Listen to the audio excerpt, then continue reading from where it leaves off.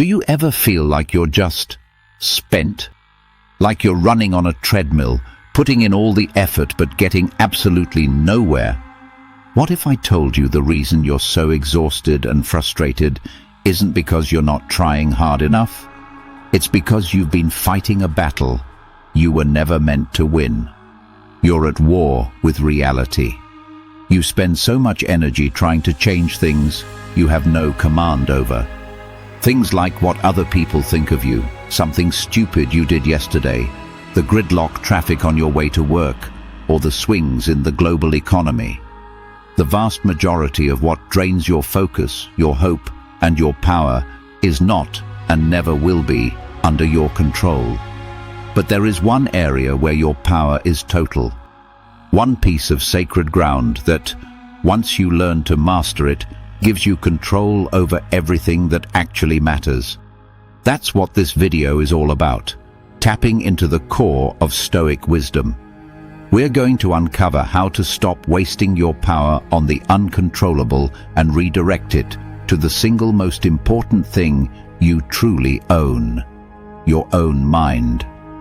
Master this, and you master your life.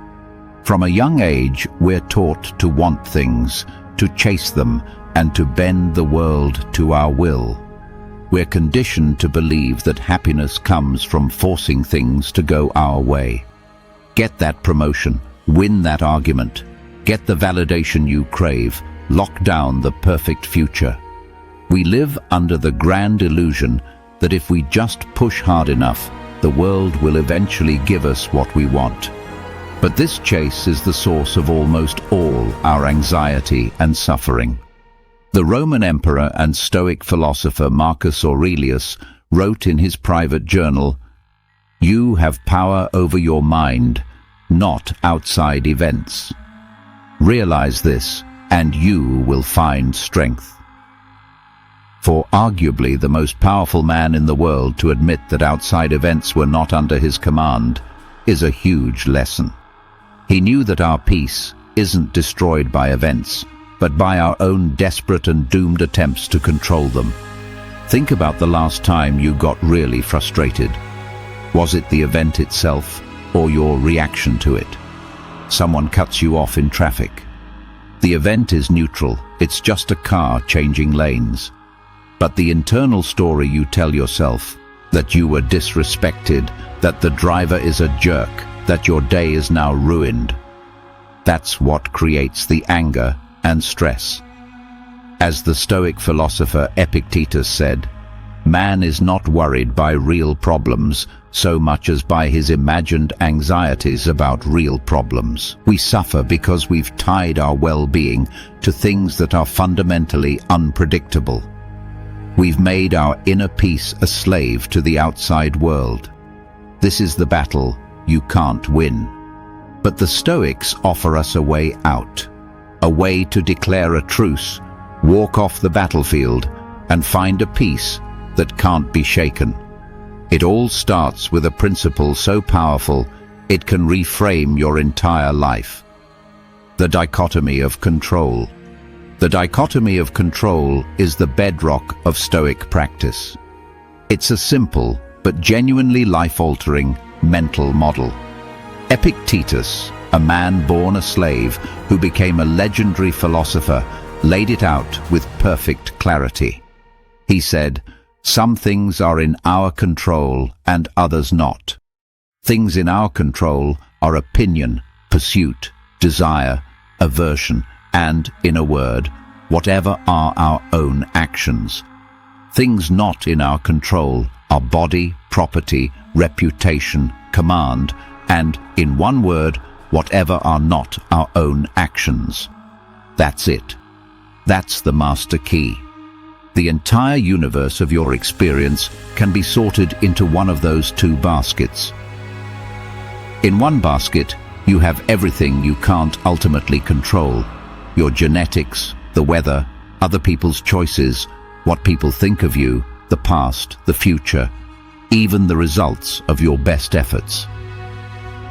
In the other basket, you have the things you have absolute authority over: your choices, your judgments, your beliefs, and the actions you take. Most of us spend 99% of our energy on that first basket. We worry about what our boss thinks. We regret mistakes from years ago, and we get anxious about a future that hasn't happened. It's like trying to command the ocean tides. It's a guaranteed way to feel exhausted and defeated. The Stoic, however, flips that script and turns their attention inward. They know that real power isn't about controlling the world, but about controlling the one thing that interprets the world: your mind. Freedom and peace aren't won by changing your circumstances, but by changing yourself. As Epictetus put it, freedom is the only worthy goal in life. It is won by disregarding things that lie beyond our control. This doesn't mean you become a passive bystander. It means you become ruthlessly effective. You still act in the world. You still prepare for that job interview. You work to improve your health. You treat people with kindness. But you separate your actions, which you can control, from the results, which you can't. You define success not by the external outcome, but by the quality of your effort. Did you do your absolute best? Did you act with integrity? If so, you've already succeeded, no matter what happens next. This is how you become invincible. If your happiness depends only on your own actions and your own judgments, then nothing and no one can ever take it from you. To really live this principle, you have to get to know your inner territory. You need to understand the three realms where your power is absolute. First, you control your judgments. Events in the world are just raw data. They aren't good or bad, they just are. It's our judgment, our opinion, our interpretation that slaps the label on them.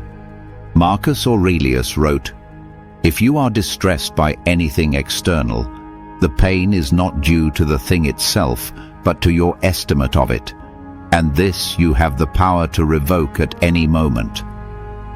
This is a superpower. Someone can insult you, but they can't make you feel insulted. A project can fail, but it can't make you a failure. Those are judgments, and they are yours alone to accept or reject.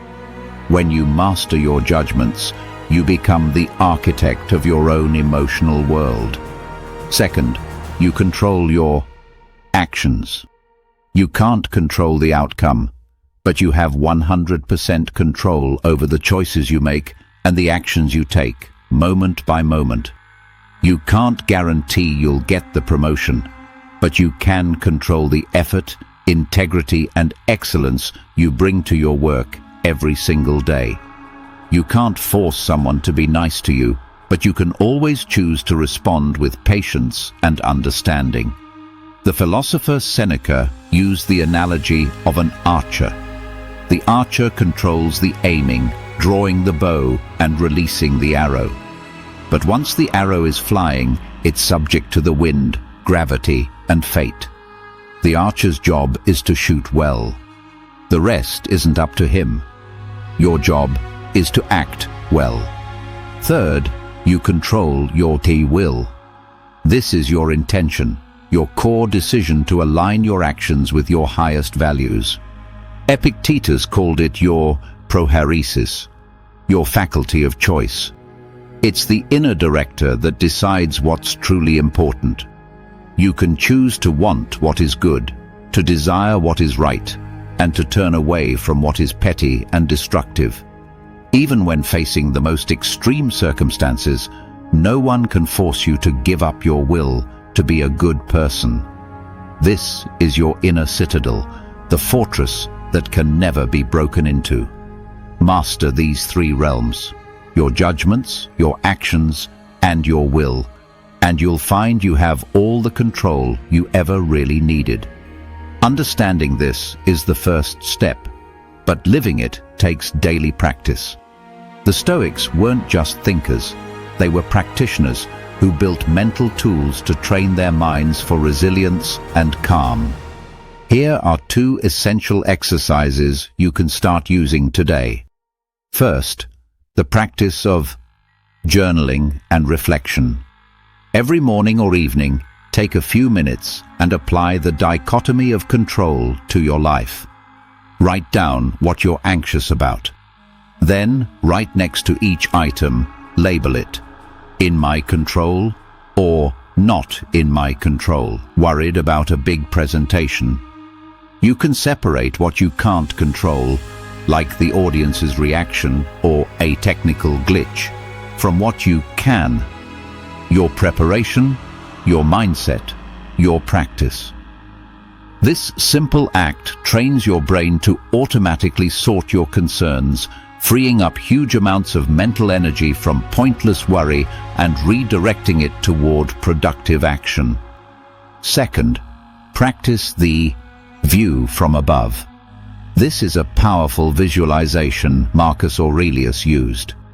When you feel totally overwhelmed by a problem, imagine yourself floating up out of your body, above your city, and looking down on the entire world. See the continents, the oceans, the billions of people all rushing around with their own worries. From this cosmic perspective, how big is the problem that's causing you so much stress? This exercise doesn't make your problems vanish, but it shrinks them down to their true size. It pulls you out of the intense personal emotion of the moment and lets you respond with more clarity and calm. It reminds you that most of what we worry about is pretty insignificant in the grand scheme of things. By consistently using these tools, you're not just learning a philosophy, you're forging a new character. You're shifting from a state of anxious reaction to one of calm, deliberate action. The wisdom of the Stoics isn't about crushing your emotions or living a life without passion. It's about liberation. It's about freeing yourself from the psychological slavery of chasing things you can't control and finding an unshakable peace and strength inside you. The one thing you can control is your own mind. It's the only battle that truly matters, and it's a battle you are guaranteed to win if you just choose to fight it. By focusing your power on your judgments, your actions, and your will, you take back the keys to your own life. You become the master of your inner world, and in doing so, you become untouchable by the chaos of the outer one. If this idea resonates with you, subscribe for more lessons on ancient wisdom for modern life. Like the video and share it with someone who might need to hear this. And in the comments below, write down one thing you've been wasting energy on that is outside of your control. It's a great first step toward finally letting it go. Remember the words of Marcus Aurelius: "Waste no more time arguing what a good man should be. Be one." Your journey to self-mastery begins now, not by controlling the world, but by mastering yourself.